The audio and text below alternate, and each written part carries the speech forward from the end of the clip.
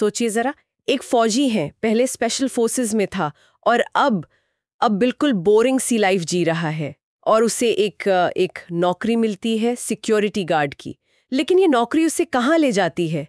सीधा गोलियों, धमाकों और घने जंगल के बीच। आज हम बात कर रहे हैं 2023 की फिल्म फ्रीलांस की। हम इसकी कहानी और थीम्स को थोड़ा गहराई से समझेंगे, जो भी जानकारी हमारे पास है उसके आधार पर। तो कहानी का मेन कैरेक्टर है मेसन पेटिट्स। जॉन सीना ने ये रोल किया है। हाँ, जॉन सीना। जैसा मैंने कहा, पहले स्पेशल फोर्सेस में था और अब बिल्कुल एक वकील वाली नीरस ऑफिस लाइफ जी रहा है। फैमिली है, सब है, पर वो एडवेंचर, वो रोमांच कहीं खो गया है। बिल्कुल एक आम शहरी जिंदगी का परफेक्ट उदाहरण। फिर उसे एक मौका मिलता है, एक ऑफर। हाँ, एक फ्रीलांस जॉब का। एक जर्नलिस्ट है क्लियो, एलिसन ब्री ने निभाया है किरदार। वो एक विवादास्पद तानाशाह का इंटरव्यू करने जा रही है। हुआन वेनेगास, दक्षिण अमेरिका का। हाँ बिल्कुल। और मेसन को हायर किया जाता है क्लियो के बॉडीगार्ड के तौर पर। अच्छी खासी रकम मिलती है और उसे लगता है कि चलो रोज की बोरियत से तो छुटकारा मिलेगा। हाँ। और यहीं से कहानी का स्टेज सेट होता है। हाँ, ये एक क्लासिक एक्शन कॉमेडी वाला सेटअप है ना? एक सीधा साधा दिखने वाला मिशन जो आगे चलकर बहुत खतरनाक होने वाला है। बिल्कुल। जॉन सीना की जो एक्शन हीरो वाली इमेज है, उसे ऐसी सिचुएशन में डालना जहां दिमाग और ताकत दोनों लगानी पड़े, यहीं से फिल्म का क्या कहते हैं, ह्यूमर और एक्शन दोनों निकलता है। और खतरा बहुत जल्दी सामने आ जाता है ना? हाँ, फौरन। जैसे ही मेसन और क्लेओ उस तानाशाह वेनेगास से मिलते हैं, अचानक बूम, तख्ता पलट, मिलिट्री कू। हाँ, महल पर हमला, गोलियां, धमाके, सब कुछ एकदम अफरा तफरी में बदल जाता है। बताते हैं कि यहाँ से फिल्म की पेस एकदम तेज हो जाती है। एक्शन सीन्स काफी अच्छे फिल्माए गए हैं। और इस हमले के बाद क्या होता है? मेसन, क्लियो और मजे की बात यह है कि वो तानाशाह वेनेगास भी। वो भी। अच्छा। हाँ।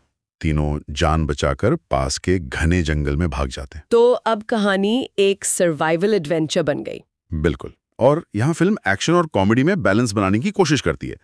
मेसन की फौजी ट्रेनिंग काम आती है। हाँ। क्लियो की वो जर्नलिस्ट वाली उत्सुकता और वेनेगास के अपने अजीब से तौर तरीके वो कॉमेडी लाते हैं। अच्छा। हालांकि कुछ लोग मानते हैं कि कॉमेडी कभी-कभी एक्शन के टेंशन को थोड़ा कम कर देती है, तो टोन शायद थोड़ा ऊपर नीचे होता है। तो वो जंगल में भटक रहे हैं और मेसन को धीरे धीरे समझ आता है कि मामला कितना पेचीदा है। हाँ, उसे पता चलता है कि ये तानाशाह वेनेगास जिसके चक्कर में वो फंसा है, हाँ। वो तो करप्ट है ही, लेकिन जिन्होंने तख्ता पलट किया है वो विद्रोही भी कुछ कम नहीं है, वो भी उतनी खतरनाक है। तो अब उसका मिशन सिर्फ पैसा कमाना नहीं रहा। नहीं, बिल्कुल नहीं। अब उसका मेन फोकस हो जाता है क्लियो को सेफली बाहर निकालना। एक तरह का नैतिक बदलाव आता है उसमें। बिल्कुल सही। और यही चीज कहानी के क्लाइमैक्स को ड्राइव करती है। आखिर में वो अपनी पूरी स्पेशल फोर्सेस वाली ट्रेनिंग और फाइटिंग स्किल्स का इस्तेमाल करता है क्लियो को बचाने के लिए। हाँ, वो क्लियो को बचाता तो है ही, पर एक तरह से वो अपनी खोई हुई पहचान भी वापस पा लेता है। वो फौजी वाली पहचान जो ऑफिस की फाइलों के नीचे कहीं दब गई थी। तो एक्शन जॉनर के हिसाब से क्लाइमैक्स दमदार है। हाँ, ऐसा माना जाता है। फिल्म के आखिर में एक दिलचस्प मोड़ भी है जो टाइटल फ्रीलांस को एक नया मतलब देता है। सही कहा। जब सब शांत हो जाता है, मेसन फैसला करता है कि वो वापस अपनी बोरिंग वकालत की नौकरी पर नहीं जाएगा। अच्छा, तो फिर क्या? वो इसी तरह के खतरनाक एडवेंचर वाले काम करता रहेगा जैसे उसकी असली फ्रीलांस जिंदगी तो अब शुरू हुई है। तो अगर हम उपलब्ध जानकारी को देखें, फ्रीलांस एक मिक्सचर है, एक्शन है, कॉमेडी है, एडवेंचर है। जॉन सीना का एक्शन अवतार तो है ही, हाँ, साथ में कुछ मजेदार सिचुएशंस हैं, जंगल का बैकड्रॉप है।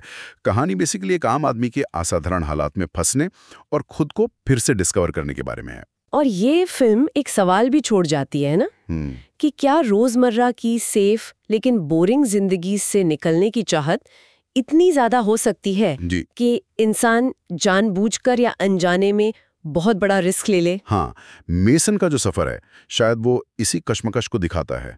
स्टेबिलिटी चाहिए या थ्रिल चाहिए? बिल्कुल, ये एक दिलचस्प पॉइंट है सोचने के लिए। और अगर आपको वीडियो पसंद आई हो तो लाइक एंड सब्सक्राइब करना मत भूलिए।